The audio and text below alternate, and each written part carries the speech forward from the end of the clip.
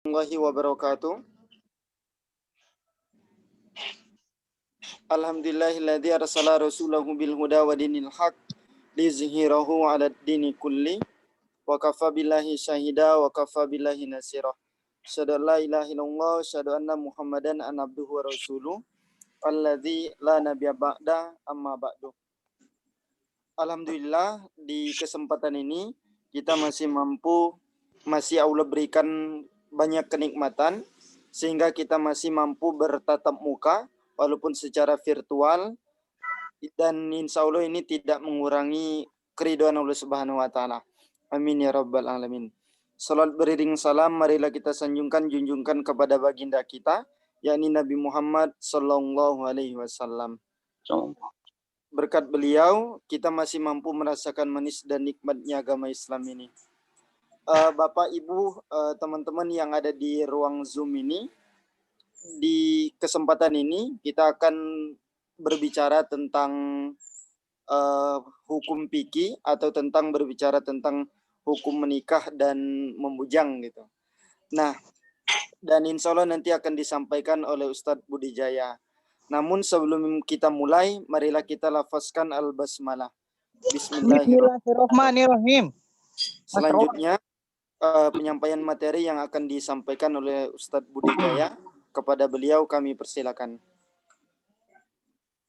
Baik, terima kasih pada moderator ya, Mas Sabta ya. Baik. Alhamdulillahirabbil alamin, alhamdulillahilladzi hadana li hadza wa ma kunna linahtadiya laula an hadanallah.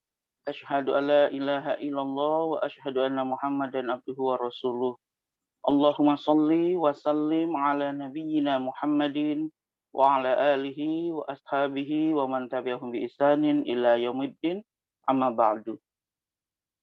Yang saya banggakan tim dari Lazismu dan ortom-ortom yang ada di pimpinan daerah Muhammadiyah Prabu Muli yang luar biasa sekali sudah membuat kajian Ahad pagi di masa pandemi ini dengan secara online ya, karena memang kalau kita ingin mengadakan secara offline ya, luring itu mungkin sangat sulit sekali kita bisa mengadakan yang seperti itu, meskipun di beberapa tempat sudah dilaksanakan. Saya mohon maaf kehadiran saya terlambat karena ada urusan yang lain ya, bukan karena meremehkan tapi ada mengurus hal yang lainnya. Kebetulan saya tadi malam itu baru jam 2 baru bisa istirahat ya, karena aktivitas. Jadi baru jam 2 malam baru bisa istirahat. Oke, baik. Ini juga saya dihubungi oleh Mas Sabta ini mendadak juga, dan kebetulan saya bisa, sesuai dengan mutu saya, kalau bisa kenapa tidak, walaupun mendadak. Meskipun saya juga masih berduka ya, karena kulit saya itu baru meninggal dunia kemarin ya. Oke, baik. Bapak Ibu sekalian, ya saya panggil teman-teman semua ya, teman-teman semua yang hadir ya, berapa orang ini ya, lumayan banyak ya. Nah, tema kita ini memang tema yang mungkin sangat penting untuk saat ini karena di dunia sekarang, dunia internasional bahkan ya, bukan hanya Indonesia, sudah berkembang paham ya, paham untuk tidak menikah. Itu satu. Ya, yang kedua, paham menikah tetapi bukan dengan manusia. Nah, ini menarik ya. Contohnya di Jepang sudah ada budaya tren baru yaitu menikahkan dirinya dengan dirinya sendiri. Jadi terjadi sebuah pernikahan, ya dia sendiri satu orang ya yang menikah dengan siapa? Dirinya sendiri. Nah, itu seperti itu. Kalau di barat, dunia Eropa sudah biasa kita dengar ada orang yang menikah dengan hewan peliharaannya sendiri, ada yang menikah dengan bantal gulingnya sendiri, ada yang menikah dengan pizza, ya, ada yang menikah dengan donat. Nah, ini luar biasa sekali. Mungkin Mas Sabta kalau di Kota Prabu Muli belum ada yang nikah dengan pempek ya? Belum ada ya? Nah, ini ya. Belum ada kayaknya, Ustaz. Nah, belum ada ya. Nah, artinya masih agak normal. Oke, seperti itu. Nah, kemudian materi kita ini kenapa juga sangat penting? Karena di Indonesia masih berkembang bahwa menikah itu seperti wajib, ya. Seolah-olah wajib, kalau orang tidak menikah masalah. Nah, itu seperti itu. Sehingga terkenal di Indonesia istilah-istilah yang tidak ada di dunia internasional. Apa contohnya? Pelakor. Wah, itu nggak ada istilah pelakor itu di dunia internasional ya. Iya. Ada yang janda kembang gatel. Bayangkan aja ada janda kembang gatel. Itu yang mana itu? Nah, ini penting sekali ya. Nah, di mana juga di Indonesia ini masih berkembang seolah-olah nikah itu suatu sunnah yang seolah-olah wajib. Nah, ini nanti akan kita bahas ya. Maka hukum menikah itu perlu kita ketahui. Dalam Islam bukan satu hukumnya, ya, tapi ada banyak. Nanti akan saya sampaikan.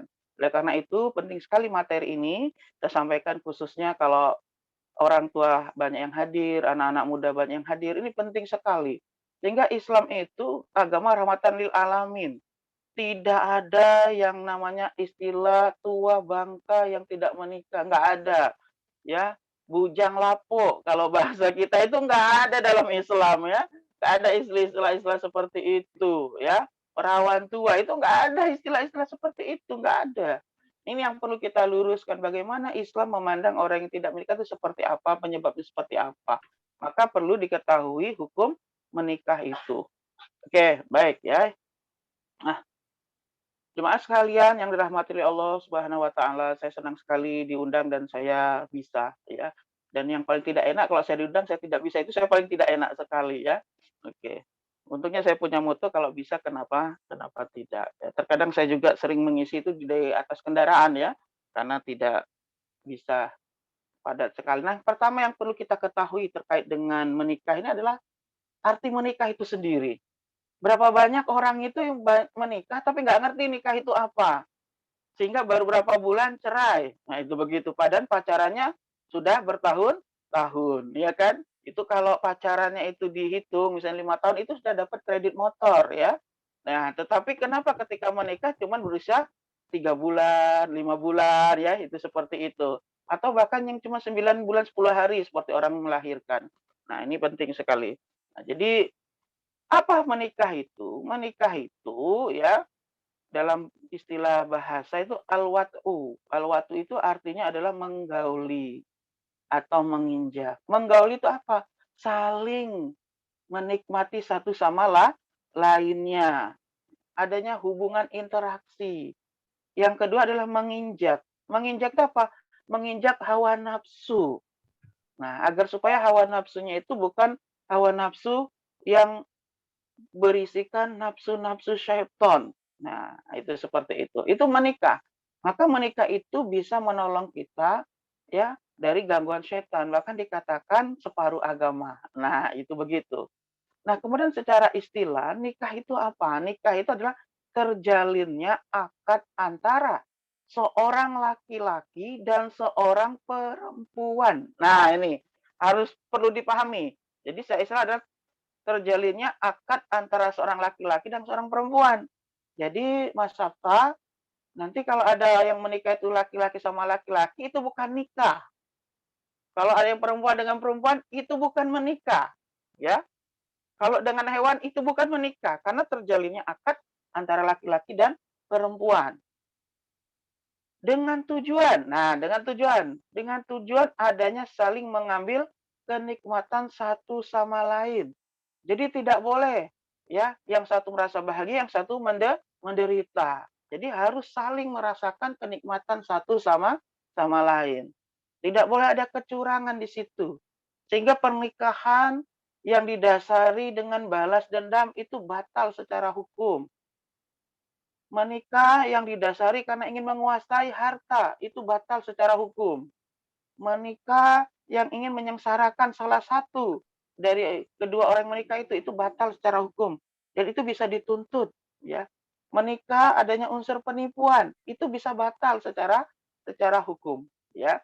Nah, serta membina sebuah rumah tangga yang solihah dan masyarakat yang baik. Nah, jadi menikah itu memang membina rumah tangga. Tidak seperti pemahaman yang sekarang baru muncul, yaitu child free. Apa child free itu? Menikah tapi tidak mau punya anak. Nah, itu seperti itu. Sekarang udah berkembang. ya pemahaman child free. Menikah oke, punya anak no. Nah, itu seperti itu. Nah, sedangkan membina sebuah rumah tangga yang solid itu adalah rumah tangga yang memiliki keturunan. Nanti akan saya sampaikan hadis Nabi yang Nabi senang dengan banyaknya ya umatnya itu. Nah, kemudian yang selanjutnya kita akan mengetahui fikih nikah. Fikih nikah itu apa?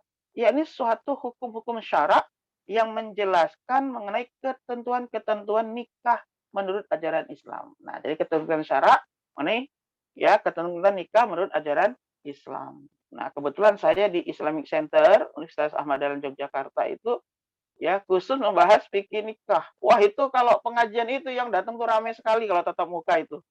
Ya, wah itu luar biasa. Siapa yang hadir? Anak-anak muda. Itu yang mungkin sudah pengen nikah ya. Itu luar biasa sekali ya. Sampai Zoom kemarin, acara kemarin itu sampai banyak pertanyaan yang belum bisa dijawab. Karena memang tentang nikah ini sensitif sekali ya. Oke, baik. Selanjutnya, apa saja dalil nikah? Banyak sekali, tapi saya tampilkan cuma berapa saja karena saya yakin ya, jemaah sekalian sudah pernah mendengarnya. Contohnya surah Ar-Rum. Wa min ayati an khalaqalakum min anfusikum azwajal litaskunu ilaiha wa ja'ala bainakum mawaddatan wa rahmah. Inna fi dzalika laayatil liqaumi yatafakkarun. Ar-Rum 21. Termasuk tanda-tanda kekuasaan Allah ialah Allah menciptakan pasanganmu, jodohmu dari jenismu sendiri. Wah, ini dalam Islam sudah ada batasan. Dari jenismu sendiri itu apa maksudnya? Ya, kamu manusia, maka kamu menikah dengan manusia. Nah, itu seperti itu. Maka dari surah Ar-Rum 21 ini, ya, apa yang terjadi di dunia barat dan Eropa termasuk di Asia yaitu Jepang menikahkan dirinya sendiri tanpa pasangan, menikah dengan ya bantal, hewan piaraan, ya makanan, itu batal oleh ayat ini. Jenismu sendiri itu adalah jenis manusia. Tapi ada kelucuan ketika LGBT menyodorkan ayat ini sebagai bolehnya LGBT, ya, lesbi, gay dan transseksual itu. Ah, di Al-Qur'an ada kok. Min anfusikum, dari jenismu sendiri. Berarti kami ini boleh. Gay itu boleh nikah sama laki-laki, lesbi itu boleh nikah sama perempuan. Nah, itu mereka nggak paham tafsir. Min anfusikum diartikan adalah manusia. Bukan berarti laki-laki sama laki-laki. Ya, itu seperti itu. Nah, di Jogja itu pernah ada pesantren, ya, pesantren apa transseksual. Jadi pesantren itu isinya gay, ya, lesbi, ya itu, ya. Luar biasa sekali. Akhirnya dibubarkan itu. Karena apa? Nanti pemahamannya merusak, ya. Jadi yang bencong-bencong itu ya sholatnya ada yang pakai mukena, ada yang pakai sarung, nah itu begitu. Ya, jadi ada pesantren seperti itu. Akhirnya dibubarkan di Jogja ya. Nah, kemudian agar kamu menemukan apa? Ya, litas kuno ilaiha, ketenangan. Jadi Mas Sabta udah menikah belum ini? Coba saya tanya dulu. Belum, Ustaz. Nah, belum. Jadi Mas Sabta nanti kalau nikah itu akan melahirkan ketenangan. Maka apabila menikah itu nanti melahirkan keributan, dia belum dikatakan menikah. Nah, itu begitu. Jadi nikah itu ketenangan. Apa ketenangan? Salah satu yang akan didapatkan ketika menikah adalah hawa nafsu kita. Yang kedua, kalau kita punya masalah, kita ada tempat untuk bercerita yang lebih nyaman ya daripada cerita ke orang lain. Nah, itu seperti itu. Jadi kalau dapat istri soleha besok Mas Sabta, kalau punya masalah ya, Ilazismu cerita sama istrinya, istrinya menenangkan, kan begitu. Karena kalau cerita sama orang lain bisa kemana-mana. Katanya rahasia kita berdua jadi rahasia umum. Ah, itu begitu ya. Oke, baik. Kemudian ia juga menciptakan apa? Kasih sayang. Ya, maka dikatakan mawaddah warahmah itu. Adanya kasih sayang. Oke, baik itu dalil tentang menikah. Di ayat yang lain ya dan nikahkanlah orang-orang yang masih membujang di antara kamu. Nah, di sini surah An-Nur 32. Sudah langsung ada kode yang masih bujang disuruh nikah. Orang tua disuruh menikahkan. Kita disuruh menikahkan. Maka bahasanya di antara kamu dan orang-orang yang layak menikah dari hamba-hamba sayangmu yang laki-laki maupun perempuan. Jika mereka takut miskin, Allah akan memberikan kemampuannya. Oke, nanti secara luas akan saya sampaikan kalau ada kesempatan ya. Nanti kalau Lazis mengundang saya lagi, jangan keluar dari konteks fikih nikah, biar nanti kita tafsir nikah. Ah, itu gitu ya. Oke, baik. Kalau dalam hadis, an-nikahu sunnati faman raghiba an sunnati falaisa minni. Ini hadis ini sering dipakai para jomblo-jomblo yang ngebet menikah. Nikah itu sunnah. Maka siapa yang tidak menyukai sunnahku, maka dia bukan dari golonganku. Hadis riwayat Ibnu Majah. Ya. Nah, orang kalau memahami hadis ini juga bisa fatal. Kalau dia salah paham hadis ini, gara-gara Nabi bilang an-nikahu sunnati, ya, yang tidak nikah itu adalah sunnah, yang tidak suka nikah itu maka dia bukan umatku, seolah-olah orang yang tidak menikah bukan umat Nabi Muhammad. Nah, itu salah paham juga. Karena yang dimaksud roghibah itu adalah orang yang memang tidak ingin menikah dan tidak suka dengan pernikahan. Ya, bukan orang yang sudah ada ikhtiar menikah tapi jodoh nggak datang-datang. Itu beda. Itu ya. Ada orang sampai menikah sampai wafat tidak menikah, ada. Apakah dia berdosa? Tidak. Bisa jadi jodohnya nggak ada di dunia, tapi sudah disiapkan di akhirat. Nah, itu begitu. Ya, maka orang kalau paham hadis ini dengan baik, ya, itu enak, ya. Oke, baik, kita lanjutkan. Nah, sekarang hukum nikah nih. Hukum nikah itu ada wajib, ada sunnah, ya, ada haram, ada makruh, ada mubah. Nah, sudah ada 5 hukum nikah. Ya, kita bisa lihat, ya, di fikih nikahnya, ya, itu banyak sekali. Jadi hukum nikah itu bukan sunnah saja, ya, bukan wajib saja, tapi ada 5. Wajib, sunnah, ya, haram, makruh, dan mubah. Apa yang dikatakan hukum menikah itu wajib? Bagi mereka yang tidak menikah, jika tidak menikah akan terjerumus kepada perzinahan. Jadi bagi mereka yang jika tidak menikah akan terjerumus ke perzinahan. Kalau bahasa wong pramumuli itu berat ujung. Nah, ngerti kan, Mas? Berat ujung. Nah, kalau bahasa Indonesia itu kebelet nikah. Nah, jadi bagi orang-orang yang kalau tidak menikah dia akan terlibat kepada perzinahan, hukumnya wajib. Nah, itu seperti itu, ya. Jadi kita harus paham di sini. Siapa yang wajib menikah? Yang berat ujung, Mang. Nah, itu gitu. Jadi kalau Mas Sabta nggak berat ujung, ya, kalau ada teman-teman ortom yang masih muda, santai aja, kalau nggak nikah tidak akan terjebak ke perzinahan, nggak wajib. Nah, itu begitu.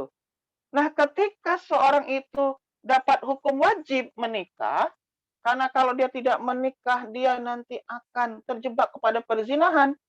Tetapi, kalau dia menikah, dia tidak mampu memberikan nafkah kepada istrinya, maka sudah ada solusinya dari Allah.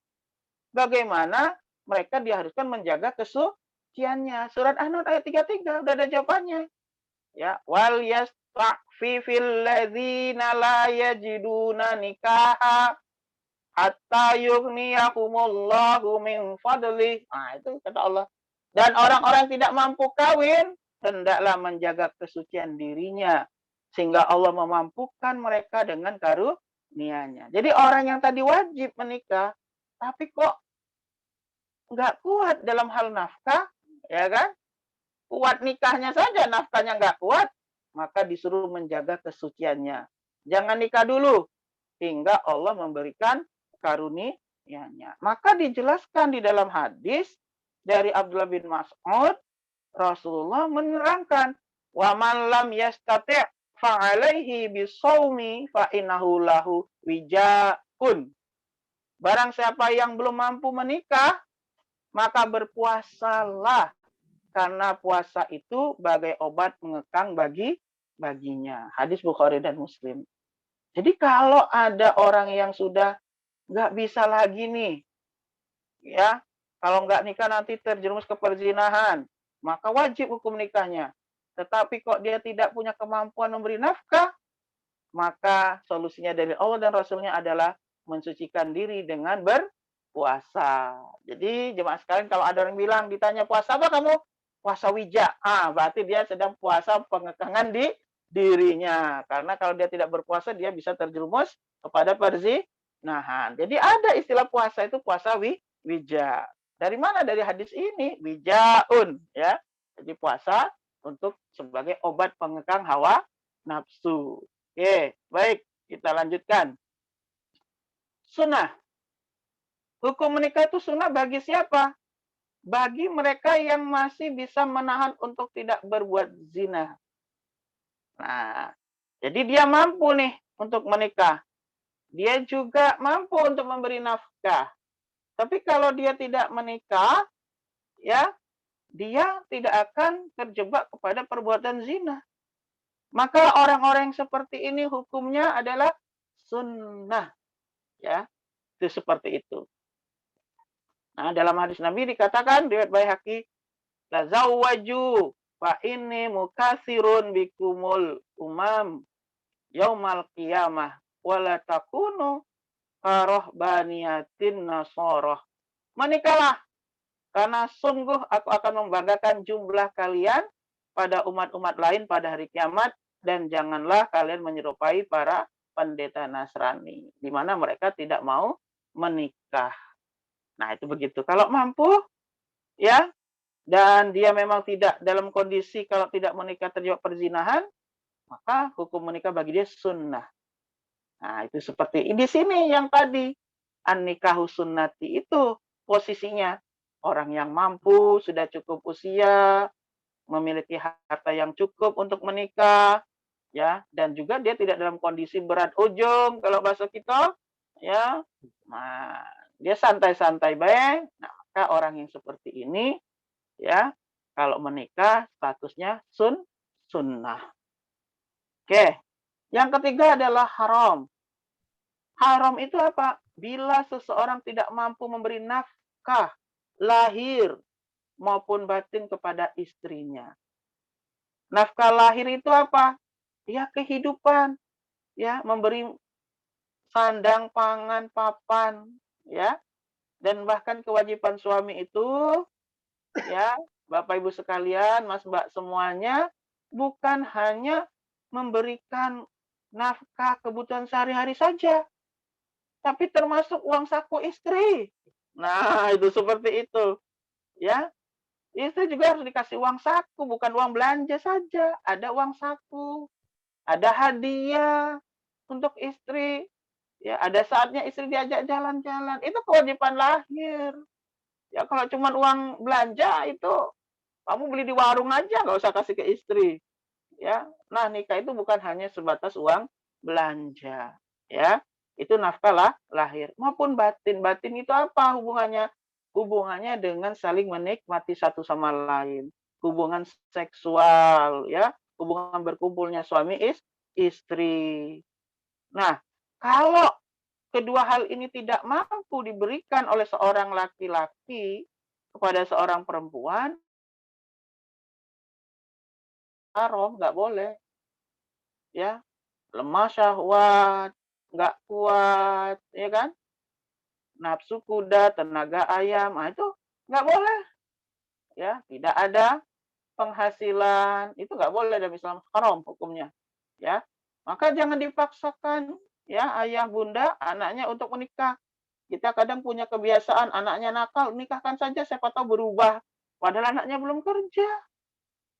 Ya, yang ada cuma emosional karena usianya masih usia temperamental, ya. Nah, sehingga berumah tangga baru usia sangat berumur jagung, kecil banget usia pernikahannya sudah terjadi keribut-keributan lalu berakhir dengan perceraian, ya. Maka Imam Tobari berkata, ketika seseorang mengetahui secara pasti bahwa dia tidak mampu memberikan nafkah kepada istrinya, baik memberi mahar maupun menjalankan konsekuensi pernikahan, maka haram baginya untuk menikah. Sehingga dia benar-benar merasa mampu untuk menikah. Ya. Lalu bagaimana dengan Rasulullah? Rasulullah pernah mengembalikan istrinya. Ya, ketika Rasulullah menikah dengan salah satu perempuan Bani Bayyadah, Ya, ternyata istrinya tuh kena kusta. Perempuan tersebut dinikahkan dengan Nabi. Ketika sudah menikah, Nabi tahu bahwa perempuan ini kena kusta. Nggak mungkin bergaul dengan istrinya dengan normal. Maka Nabi akhirnya mengembalikan istrinya. Karena apa? Nanti rumah tangga tidak akan berjalan dengan baik. Nah, itu ya, itu haram hukumnya. Kemudian makruh. Makruh itu apa? Makruh itu bila orang tersebut syahwatnya lemah dan tidak mampu memberikan belanja kepada istrinya, tetapi nah, istrinya tidak terlalu memikirkan akan hal itu, ya, karena istri tidak terlalu memikirkan hubungan suami istri atau istrinya orang yang kaya raya sehingga nggak butuh penghasilan dari suaminya.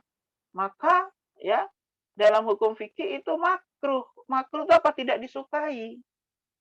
Pernikahan yang seperti itu. Kenapa? Karena apabila itu tetap berlangsung, ya, karena faktor ekonomi, kesenjangan keuangan antara suami dan istri, ya istrinya lebih tinggi penghasilannya daripada suami dan istrinya belum tentu baik, maka akan terjadi keributan di rumah itu, ya.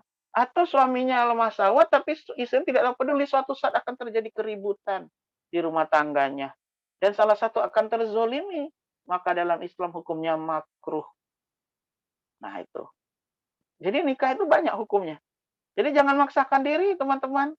Tiba-tiba ada perempuan yang kaya raya menjadikan kamu suaminya, kamu senang wah dapat istri kaya. Ternyata istrinya tidak soleh.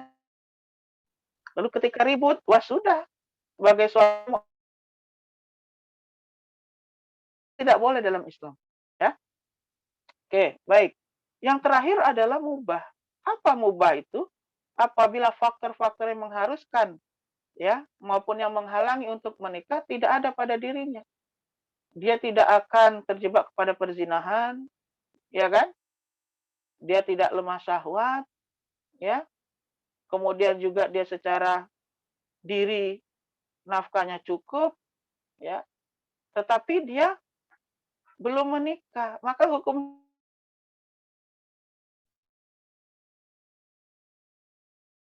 apa? Maka kita lihat para ulama itu banyak juga yang tidak menikah. Apa? Karena faktor lain. Faktornya apa? Dia bisa mengekang hawa nafsunya, dia sibuk dengan ilmu pengetahuan. Sehingga hari-harinya itu disibukkan dengan hal yang seperti itu. Nah, jadi hukumnya mubah. Ya, misal nih Mas Sabta, mohon maaf, semoga tidak terjadi Mas Sabta. Sibuk dengan lazismu. Wah, sehingga tidak pernah melirik perempuan, terlalu sibuk ya, ngurusi umat. Wah, ngurusi Muhammadiyah Kota Prabu Muli. Ya, ngurusi umat Prabu Muli. Sibuk sekali. Ya, tidak sempat berpikir untuk menikah. Enggak apa-apa, hukumnya mubah. Enggak wajib. Yang wajib itu yang berat ujung. Itu. Nah, itu begitu. Oke, gitu ya. Oke. Perempuan juga. Perempuan itu nggak usah ribet karena kewajiban nikah di dalam ayat itu sebenarnya ya itu adalah untuk laki-laki. Karena laki-laki itu mencari, ya perempuan itu yang memilih. Itu seperti itu. Jadi para perempuan nggak perlu tebar pesona sama laki-laki supaya laki-laki tertarik, tidak perlu. Ya, maka dilarang dalam agama. Ya berpakaian indah, ya pakai parfum untuk menarik perhatian laki-laki nggak boleh. Ya, itu seperti itu. Nggak perlu. Atau lagi rela menjadi pelakor, nggak perlu. Ya, karena menikah itu tidak wajib nanti jadinya itu. Ya, merebut suami orang nggak perlu. Ya, jadi nggak usah khawatir para perempuan. Apalagi saingan perempuan kan semakin lama semakin banyak. Ya, kata Nabi di akhir ya zaman nanti minimal itu 1:4. Sekarang udah lebih. Ya, belum lagi laki-laki diperebutkan oleh laki-laki juga. Sudah tambah berat itu proses. Ya, atau ada golongan LGBT tambah berat ya para perempuan saingannya. Nah, maka nggak usah khawatir. Ketika tidak ditakdirkan Allah menikah di dunia, nanti akan di akhirat. Cukup perbaiki diri. Ya, nanti di akhirat dapat bidadara. Ya, nah, kalau masuk surga. Tapi kalau masuk neraka dapat daun bidara. Ya, itu gitu. Oke. Nah, tema kita yang terakhir adalah larangan membujang. Ya, dalam hadis Tobroni dikatakan Allah Subhanahu Wa Taala tidak menganjurkan kerahiban kepada kita namun menggantinya dengan kesucian penuh dengan toleransi, yaitu pernikahan. Maka kerahiban atau hidup membujang dalam arti mengkhususkan diri untuk tidak menikah karena tidak menyukai pernikahan, maka dilarang di dalam Islam. Hukumnya haram. Tetapi kalau sampai meninggal dunia, dia sudah berikhtiar mau menikah tapi tidak ditakdirkan oleh Allah untuk menikah. Misalnya nih, sudah ada proses, ya sudah pernah proses gagal, gagal terus nggak usah khawatir. Tunggu saja takdir Allah. Kalau Allah tidak mentakdirkan, sudah tidak apa-apa. Kenapa? Takdir Allah nggak bisa dijawab. Ya, itu seperti itu. Maka Umar bin Khattab radhiyallahu an berkata, dua hal yang menghalangimu menikah, yaitu kelemahan dan kemaksiatan. Maka ini introspeksi bagi kita semua. Kenapa ada yang belum menikah? Apakah kamu punya kelemahan? Ya, baik kelemahan fisik, ya, kelemahan nafkah lahir dan batin, atau kelemahan karena kesibukanmu mengurusi umat, kesibukanmu ya untuk menulis, mengkaji Islam, kemudian kamu tidak kepikiran untuk menikah hingga akhir hayatmu, ya, maka tidak masalah. Ya. Tapi kalau karena kemaksiatan, ya, karena kamu sibuk dengan perzinahan, lalu kamu ditakdirkan Allah tidak menikah, nah itu harus hati-hati. Nah, ada penyemangat kita nih dari Ibnu Abbas, dia berkata, tidak akan sempurna ibadah seseorang hingga ia menikah. Ya, ini menarik sekali. Dan apakah di zaman Rasulullah itu ada orang yang tidak mau menikah? Ada. Ya, jadi diriwayatkan oleh Aisyah itu ketika itu ya ada sekelompok sahabat itu kumpul di masjid, ngobrol tentang agama. Lalu ada yang mengatakan saya tidak mau menikah. Kenapa? Saya akan fokus kepada beribadah kepada Allah, ya. Ada yang tidak mau, dia ini itu disebutkan sekali. Ada yang mau puasa terus-menerus, ya. Itu begitu. Akhirnya Nabi mendengar itu. Lalu disampaikan, ya. Nabi keluar dari rumah bertanya, "Apa benar yang kalian katakan tadi?" "Benar ya Rasulullah." Apa kata Rasulullah? "Saya ini manusia terbaik. Tapi saya menikah, saya tetap puasa, saya tetap tahajud, ya, saya tetap bekerja dan lain sebagainya. Ya, itu seperti itu. Nah, jadi jemaah sekalian, Bapak Ibu sekalian, teman-teman semuanya, ya. Jadi membujang dengan maksud di sini dilarang itu adalah ketika dia memang tidak ingin menikah sama sekali. Tidak ada ikhtiar keinginan untuk menikah. Ya, itu dilarang di dalam Islam, baik dalam Al-Qur'an maupun hadis. Baik, saya kira begitu. Mas Sabta, saya kembalikan ke Mas Sabta. Saya akhiri dulu. Assalamualaikum warahmatullahi wabarakatuh. Waalaikumsalam warahmatullahi wabarakatuh. Terima kasih banyak Ustadz atas pemaparan dan penjelasan tadi. Sangat jelas dan padat sekali. Baik teman-teman semuanya, hadirin Bapak Ibu yang bagi yang ingin bertanya, kami persilakan. Boleh bertanya via ini, via chat juga boleh. Silakan Bapak Ibu.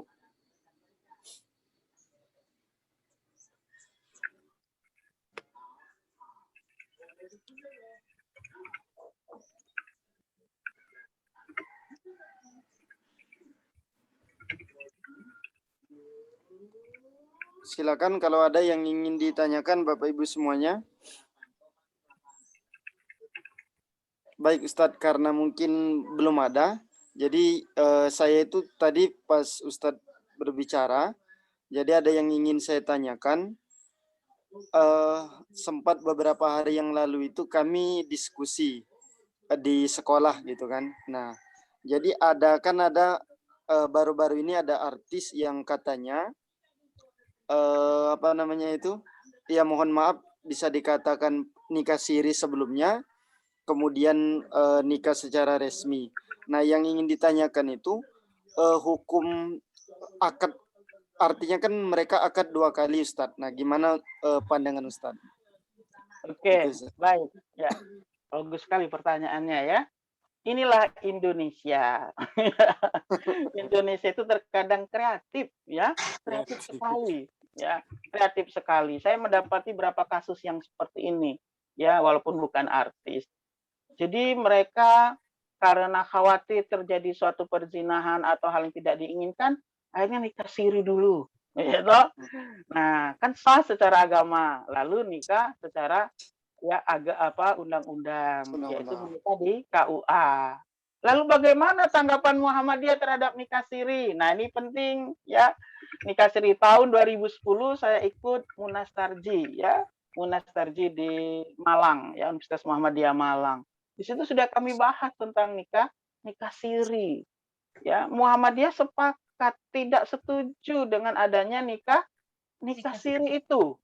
Kenapa? Nah, ini memang secara agama ya syarat-syarat pernikahan itu di dalam nikah siri sudah terpenuhi. Ya kan? Satu, ada mempelai laki-laki dan perempuan, ada wali perempuan, ada mahar, ada ijab qabul ya. Nah, itu seperti itu. Itu sudah terpenuhi. Betul. Kalau secara agama sah, betul. Tetapi, nah, karena ada faktor-faktor negatif di kemudian hari, ya, kalau ini tidak tercatat, ya, di Departemen Agama atau KUA, itu dampaknya sangat besar sekali. Ya, syukur-syukur artis kemarin panjang umur, sehingga dia bisa apa menikah dengan resmi, ya kan? Lah kalau misalnya kejadiannya setelah dia nikah siri, lalu Allah menghendaki salah satunya meninggal dunia, mohon maaf, misalnya yang laki-laki meninggal dunia, dampak berat, besar dan negatif dan merugi dalam nikah siri itu adalah pihak perempuan. Ya, satu, orang yang nikah siri tidak akan dilayani oleh negara. Tidak dilindungi secara undang-undang negara. Maka kasus di Indonesia ini, jemaah sekalian, banyak sekali orang yang nikah siri, dampak terberat adalah di kaum perempuan. Kenapa? Karena negara tidak mau ikut campur apabila terjadi apapun masalah dalam pernikahan orang yang nikah siri. Ya, satu misalnya, suaminya punya istri yang sah,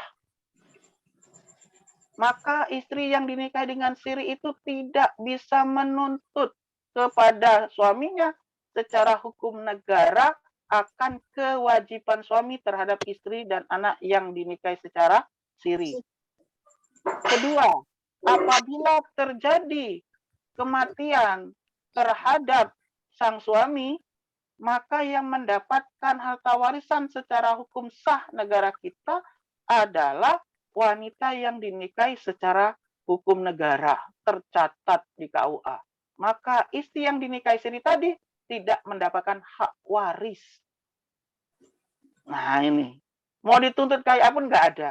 Kalau terjadi ya kekerasan dalam rumah tangga, maka negara tidak akan melayani.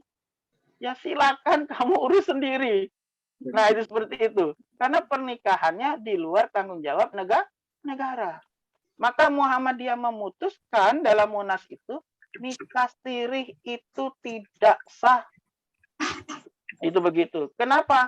Karena akan berakibat fatal di negara kita apabila itu terjadi dan ada masalah di kemudian hari. Dan siapa yang memiliki dampak yang besar adalah pihak perempuan. Nah, itu begitu ya. Jadi tadi bagaimana itu kasus nikah 2 kali? Maka nikah yang sah secara hukum itu adalah nikah yang tercatat di Departemen Agama. Dan jangan cari-cari alasan nanti akan terjebak ke perzinahan, makanya jangan deket-deket. Ya Mas Sabta, ya itu jangan deket banget kan begitu. Nah ini ya, jadi teman-teman semuanya ya jemaah sekalian harus berhati-hati dengan image orang Indonesia ini, nikah siri dulu aja. Ya nanti baru nikah resmi. Ya kalau ditakdirkan panjang umur, kalau tidak siapa yang akan menanggung? Nah, ini penting sekali. Ya, padahal nikah sekarang tuh sudah enak. 0 rupiah kalau di kantor urusan agama itu 0 rupiah. Nah, bayar itu gara-gara kita panggil ke rumah. Nah, itu saya tahu kasusnya. Kenapa kok pemerintah, Departemen Agama akhirnya bayar 600.000 itu saya paham kisahnya. Jadi pemerintah pernah diprotes ketika Pak Ketip itu ya bayar di atas normal karena nikah itu kan dulu cuma 75.000, lalu dimintai 150.000, ribut orang Indonesia. Akhirnya oleh pemerintah diputuskan nikah di kantor gratis 6 rupiah, nikah di rumah 600.000. Makanya Pak Ketip itu senang banget, ya kan? Banyak uang. Teman saya itu ya P3N. Wah, sebulan dia kalau musim nikah bisa 10 juta dapat. Itu Mas Sabta ya. Silakan, ini kayaknya sudah banyak yang bertanya ini. Silakan. Baik, terima kasih Ustadz atas jawaban tadi. Nah, Ya. itu ada lagi pertanyaan yang kedua dari kolom chat atas nama Jajang Nurzaman. Pertanyaannya, tadi Ustadz sempat berbicara tentang kalau hukum menikah itu makruh ketika sang istri itu dalam segi apapun lebih dari suami gitu. Nah, gimana dengan baginda Nabi Muhammad dengan Siti Khadijah gitu. Kemudian bukankah hukumnya sunnah? Itu dari pertanyaan itu, Ustaz. Oke. Nah, bagus pertanyaannya. Tapi disinilah ya jemaah sekalian yang perlu diketahui. Ya. Bisakah sang perempuan itu seperti Bunda Khadijah? Itu balik bertanya. Ya kan? Bisakah wanita sekarang seperti Bunda Khadijah yang merelakan semua hartanya untuk Rasulullah sehingga sampai tidak punya harta lagi? Padahal Khadijah itu saudagar, kalau bahasa sekarang sultanah Arab saat itu. Iya. Beliau seorang janda yang sudah menikah 2 kali. Ya, dari golongan nasab yang terhormat. Ya, tidak usah bandingkan dengan Sultan Andara dan Sultan yang lain, ya. Tapi ketika menikah dengan Rasulullah, ya Khadijah memberikan semua hartanya sampai tidak tersisa. Sehingga ketika Khadijah meninggal dunia, Rasul terus menangis. Ya, walaupun Rasul sudah menikah dengan istri-istri yang lain, Rasul sering teringat dengan Khadijah. Sehingga Aisyah itu pernah protes, "Ya Rasulullah, apakah tidak ada wanita yang lain lebih kamu cintai daripada Khadijah? Bagaimana dengan kami ini istri-istrimu?" Aisyah protes. Ya, apa kata Rasulullah? Kalian tidak akan pernah sanggup menyaingi Khadijah sebagaimana Khadijah melayaniku. Ketika dia menikah denganku, kondisiku seperti apa? Ketika masuk Islam seperti apa? Semua hartanya, pengorbanan hidupnya untuk Islam. Diberikan untuk Islam. Maka kata Nabi, kalian tidak akan pernah sanggup menyamai Khadijah. Halo para perempuan, ada yang sanggup? Yang kalau ribut dengan suaminya tidak ungkit-ungkit, keong racun, bangun, kamu tidur terlalu miring. Ada yang sanggup? Itu Rasul sendiri yang bilang, ya, begitu. Tapi kalau memang ada yang sanggup seperti itu, ya, silakan, ya, karena makruh itu tidak disenangi, bukan haram. Makruh itu tidak disenangi, bukan tidak boleh, ya, harus dipahami itu ya. Makruh lalu tidak boleh, bukan, silakan, tapi tidak disenangi Islam. Kenapa? Mesti akan terjadi itu. Itu ya Mas Sabta. Bukan tidak boleh loh makruh itu, jangan disalahpahami ya. Oke, silakan. Baik Ustadz, itu tadi ada pertanyaan ketiga. Pertanyaannya ada 2. Yang pertama dari Pak Iswadi tadi. Beliau nanya gimana konsep KB di negara kita, nah, gitu. Kemudian pertanyaannya, kalau orang beristri 2 dan seterusnya itu, apakah itu juga bagian dari takdir katanya? Oke, baik. Ini kayaknya harus buka kelas poligami ini ya. Kelas poligami. Oke, saya ada penelitian tentang poligami itu yang sudah dipresentasikan di internasional. Oke, baik. Tadi pertanyaan yang pertama ya, masalah KB.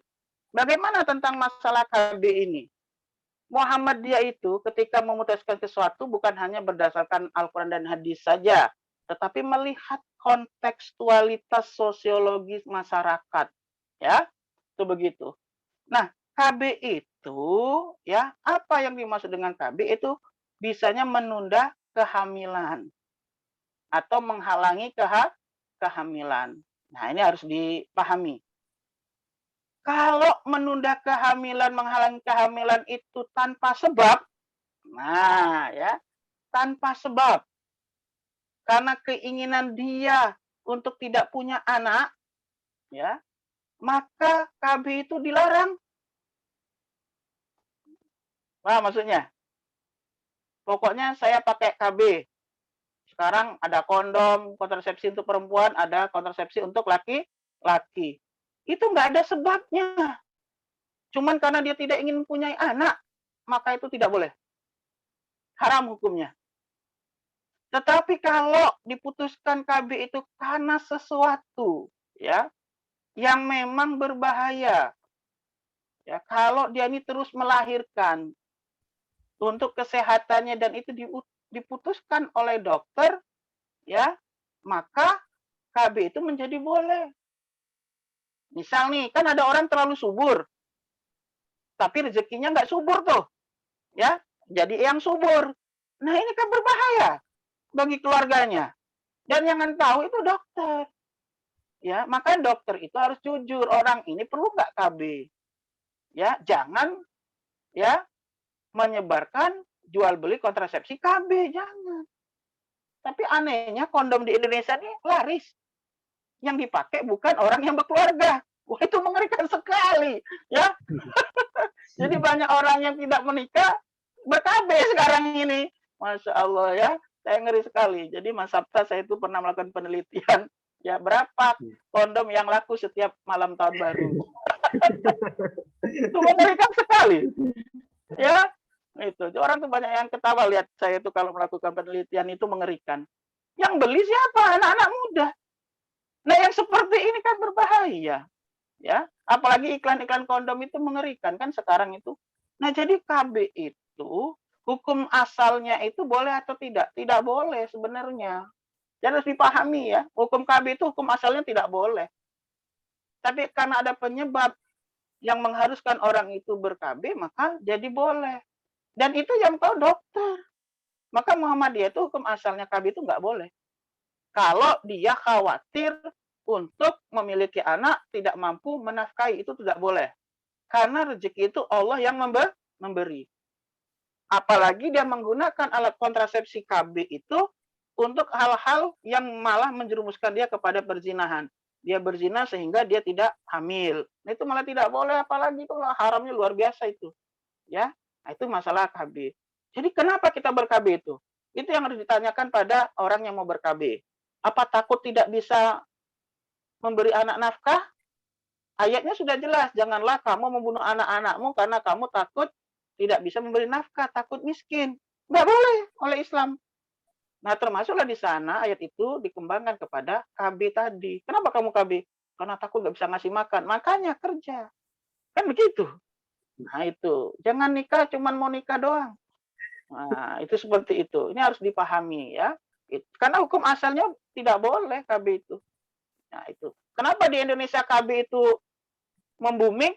Ya karena sekarang pemahamannya sudah kendor. Dulu orang tua itu punya anak seberapa pun falsafahnya, punya banyak anak, banyak rezeki.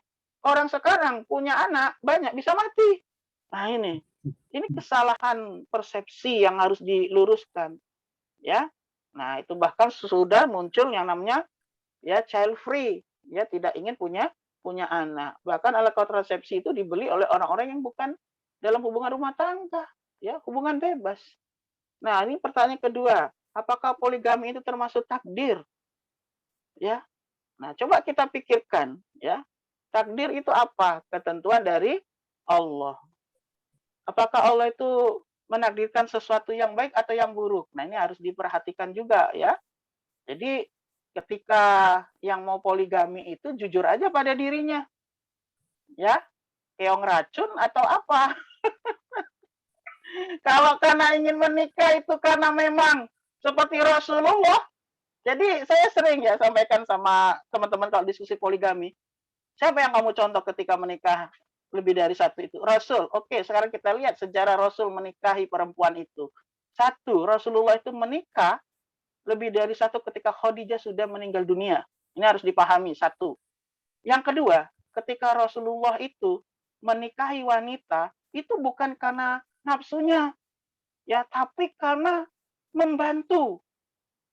Lihat istri Nabi itu setelah meninggal Khadijah. Istri yang dinikahinya usianya berapa? Ya kan? Siapa janda yang paling cantik? Cuman Aisyah. Yang lainnya usianya di atas usia Nabi. Mau bapak-bapak nikah dengan nenek-nenek?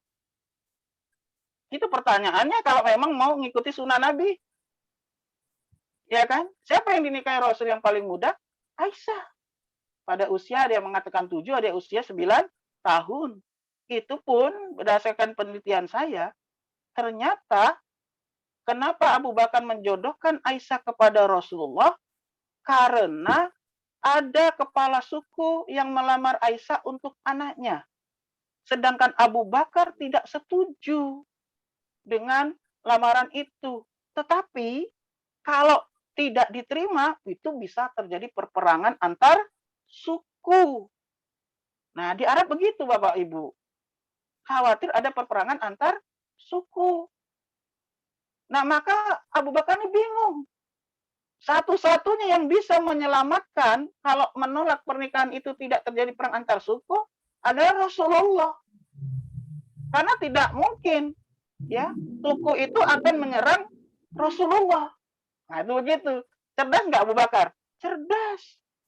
Lalu menemuilah Abu Bakar kepada Rasulullah. Rasul kaget. Rasul itu nggak kenal dengan Aisyah. Karena masih bayi, kecil, 7 tahun. Ada yang mengatakan 9 tahun usianya. Nah, ketika sudah dijelaskan seperti itu, apakah Rasul langsung geragas? Siap, 86. Tidak, Bapak Ibu. Rasul tuh stres dalam bahasa kita itu. Bingung. Apa kata orang nikah dengan anak kecil? Lalu Rasulullah minta kepada Abu Bakar, kamu tunggu sebentar. Saya ke kamar dulu. Rasul masuk kamar. Itu riwayatnya. Rasul masuk kamar, bermunajat supaya ada petunjuk. Karena Rasul masa nikah dengan anak-anak. Lalu Jibril datang diutus oleh Allah. Bagaimana Jibril ini? Saya harus menikahi anak kecil, anaknya sahabatku. Kalau tidak akan terjadi perperangan antar suku. Saya juga belum mengenal Aisyah. Lalu disuruh bukalah telapak tanganmu. Lalu dibukakan oleh malaikat Jibril telapak tangan Rasulullah. Ya, kondisi Aisyah itu seperti apa? Dilihatkan. Aisyah masih kecil ini. Maka akhirnya apa? Karena mendapatkan petunjuk yang bagus dari Jibril, akhirnya Rasul keluar dari kamar, ketemu dengan Abu Bakar, bersedia, tapi dengan syarat, kata Rasul. Setelah saya menikahi Aisyah, saya tidak membawa Aisyah ke rumah saya. Tunggu dia dewasa dulu. Jadi Rasul membawa Aisyah ke rumah Rasulullah itu setelah dewasa. Bukan pedofilia yang suka anak-anak. Dan itu pun untuk menyelamatkan perang antar suku. Nah, jadi siapa yang kita contoh? Nah, itu begitu ya. Tetapi dalam dunia sosiologis, masyarakat, Bapak Ibu sekalian, yang emosi ini kan ibu-ibu. Kalau bapak-bapak kan jarang emosi dengar kata poligami itu.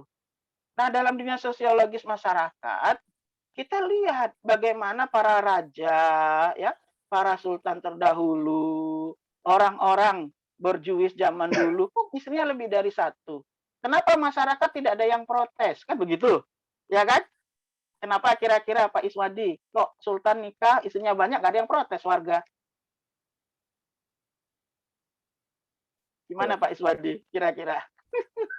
Kemampuan finansialnya bisa. Betul, karena finansial. Ya, saya sering itu kalau ada diskusi filologi, ada ibu-ibu yang protes bertanya tentang filologi, poligami itu, saya tanya, Ibu, kalau seandainya Sultan Brunei sekarang datang nih ke Jogja, Ibu punya anak gadis yang sudah berusia lanjut, lalu Sultan Brunei melamar anak Ibu sebagai istri keempat, kira-kira Ibu terima tidak?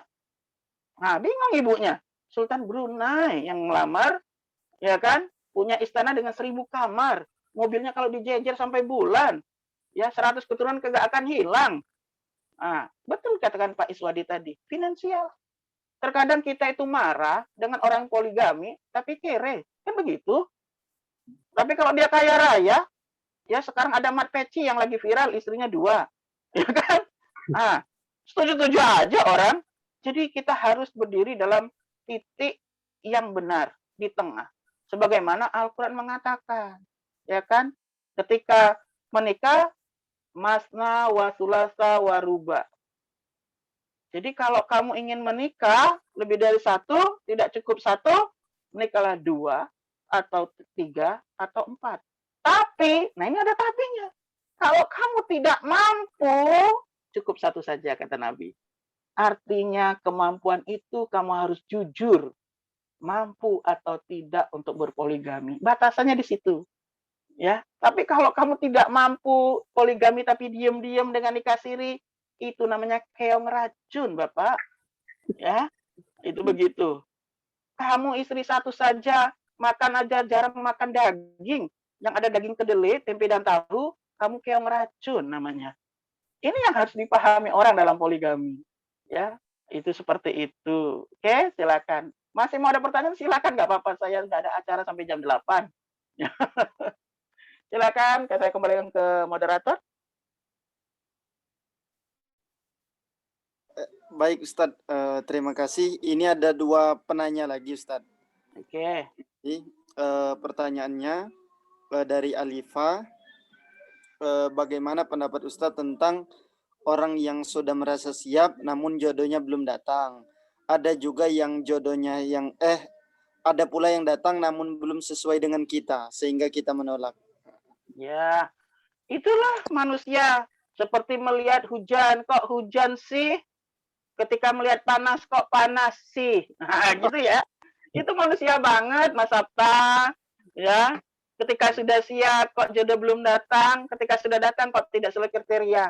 Halo, bangun, keong racun. Nikah itu bukan milih bis.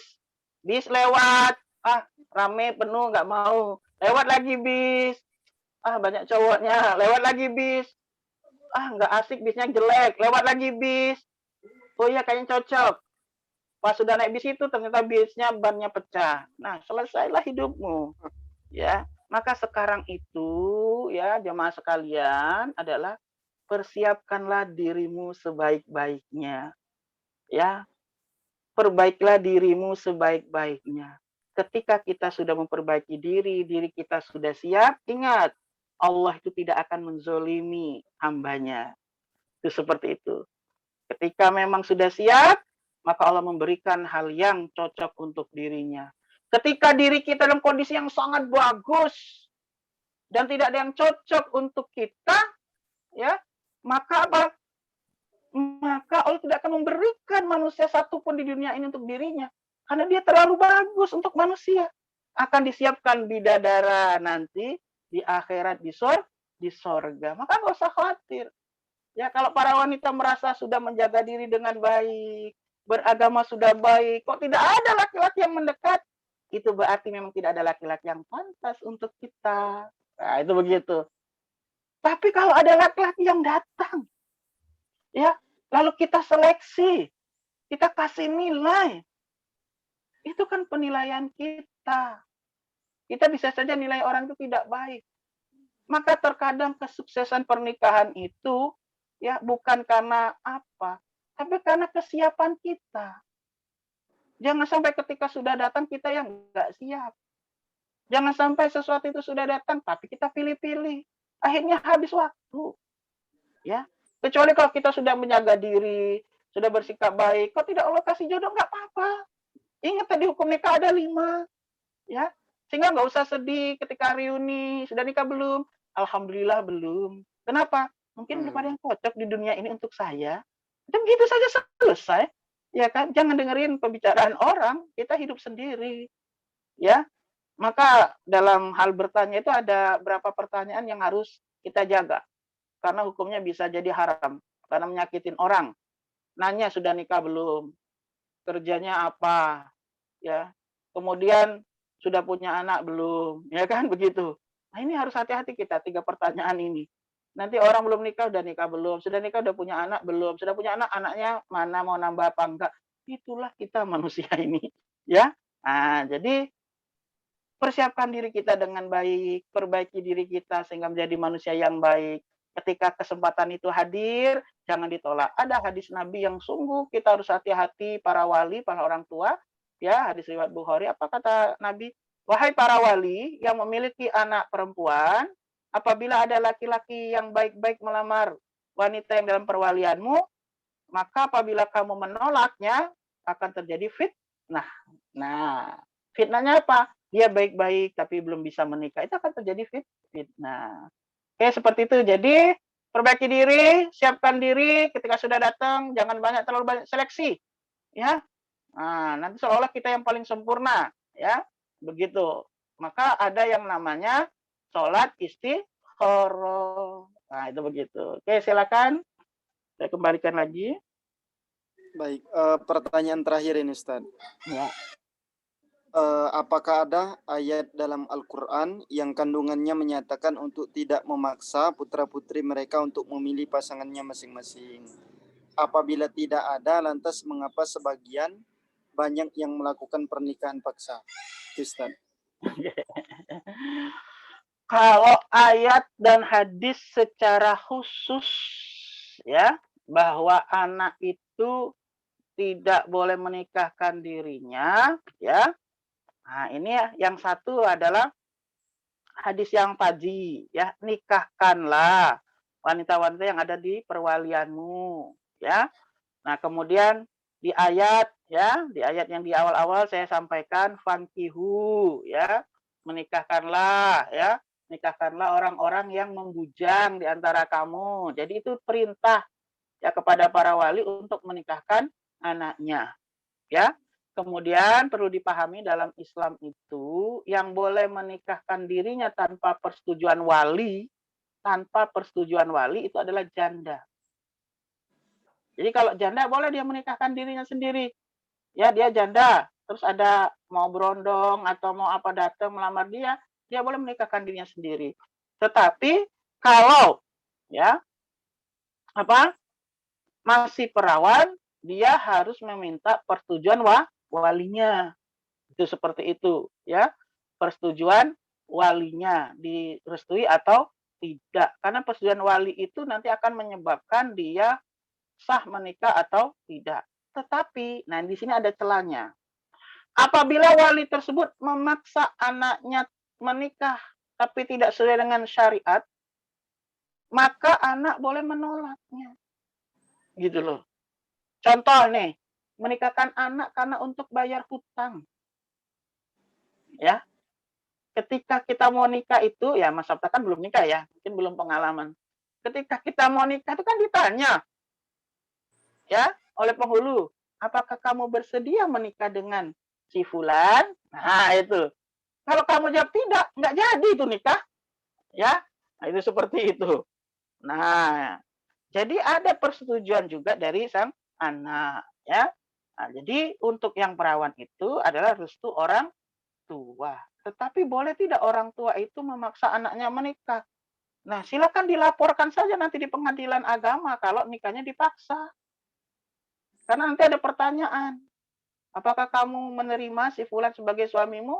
Kalau kamu tidak setuju, bilang aja tidak. Maka nggak jadi. Paling kamu ribut sama orang tuamu. Gitu, ya. Nah, yang kemudian kalau orang tua itu tidak sesuai syariat, apalagi ketika ada orang yang melamar, ya, lalu orang tua membatalkan untuk menikah karena tidak sesuai dengan nafsunya. Misalnya nih, dia minta dibangunkan 1000 candi. Yang laki-laki nggak kuat bangun 1000 candi karena bukan dorong jograng ya. Nah, itu seperti itu. Itu kan tidak sesuai syariat. Maka laki-laki ini ya bisa melapor, anaknya juga bisa melapor ke pengadilan agama. Nanti akan dinikahkan oleh hakim itu. Ya. Jangan pakai adat kita belarian, jangan. Nanti belarian ya. Walaupun akhirnya dinikahkan juga. Jangan, ya. Laporkan saja ke KUA. Ini kami ini mau nikah, tapi orang tua kami memberat-beratkan. Ya, yang itu tidak normal. Apa misalnya? Ya, meminta mas kawin yang besar sekali. Yang itu tidak dalam nuansa pemikiran normal orang, ya. Atau punya syarat-syarat yang tidak normal, itu kan tidak sesuai syariat, ya. Nah, itu seperti itu. Nah, maka itu bisa dilaporkan ya, nanti walinya wali hakim. Tapi jangan buru-buru ya. Wahai para remaja putri, remaja putra ya, kalau kita bisa birrul walidain itu lebih baik. Apalah arti seorang pasangan yang belum pernah ketemu kita kecuali ketika kita sudah dewasa, ya kan? Ya, dibandingkan dengan orang tua yang sudah merawat kita dari kecil. Terkadang banyak para pemuda-pemudi itu lebih memilih pasangannya daripada orang tua. Padahal apa? Pasangannya bisa menceraikannya, tapi orang tua tidak bisa menceraikan anaknya. Karena hubungan anak dengan orang tua itu tidak terputus sampai kapanpun. Maka pikirkanlah dengan baik. Kalau memang orang tuanya tidak setuju, istikharahlah. Ya, nangislah di sujudmu, berdoa sama Allah, minta petunjuk betul. Kalau memang bukan jodoh, ya Allah putuskanlah dengan cepat. Gantilah pula dengan laki-laki yang tepat. Nah, itu begitu. Ya, nggak usah berlarian. Ya, capek berlarian itu. Akhirnya nyusahkan orang tua juga. Nah, gitu ya, Mas Sabta. Baik. Terima kasih Ustadz atas ilmu dan wawasannya hari ini. Oke, sama-sama. Terima kasih juga kepada semua teman-teman yang sudah siap hadir di ruang Zoom ini. Tadi banyak yang keluar masuk Ustadz, tapi mudah-mudahan kendala sinyal, bukan karena anti poligami tadi. Baik, itu saja pengajian hari ini. Mari kita tutup dengan lafaz alhamdulillah. Alhamdulillahirabbil alamin. Itu saja Ustadz, terima kasih banyak sekali lagi. Semoga di lain waktu